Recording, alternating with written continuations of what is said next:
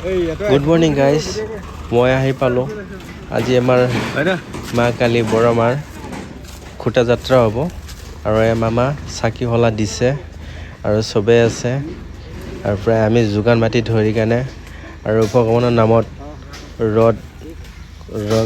ৰদ জাত মানে কি দান কৰিলোঁ আৰু হিচাপে আমাৰ মন্দিৰটো প্ৰায় স্থাপন হ'ব আৰু আপোনালোকৰ আশীৰ্বাদে আপোনালোকে আশীৰ্বাদ কৰিব।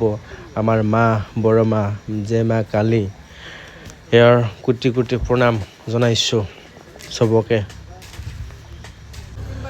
আৰু মাৰ মন্দিৰত মোৰ দেউতা মামা খুটাৰ গুৰত মানে যাত্ৰা কৰি দিলে, আৰম্ভণি কৰি দিছে মা কালী মন্দিৰৰ। এতিয়া আমাৰ দেউতা দিব ভগৱানৰ আশীৰ্বাদত যে মাৰ মন্দিৰটো ভালে ভালে হয় তাতে আপোনালোক কামনা কৰিলোঁ। আপোনালোকে পাৰিলে সহযোগ কৰিব মা কালীৰ মন্দিৰৰ কাৰণে, ডনেশ্যন কৰিব।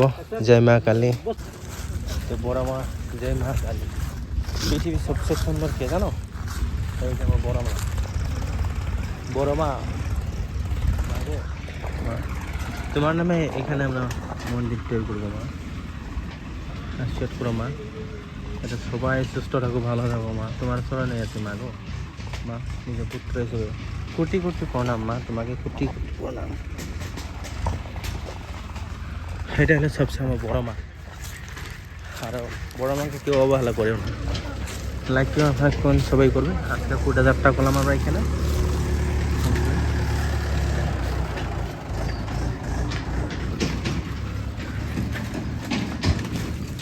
আর বড় মায়ের জন্য যদি মন্দিরে কেউ ডোনেশন করতে চাও তাহলে ডোনেশন করতে পারো,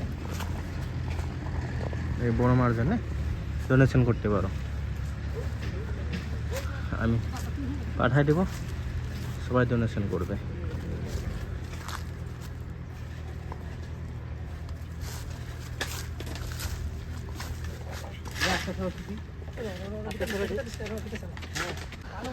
আৰু আমাৰ দাদাই এই হিচাপত খুটাত লাগি গ'ল, যাত্ৰা মিস্ত্ৰীসকল আৰু চবে আমাৰ ৰাইজৰ মন্দিৰৰ বাবে চবে মানে এদিনৰ বাবে মিস্ত্ৰী তেওঁলোকে এনে ফ্ৰী কাম কৰি দিব মন্দিৰৰ বাবে।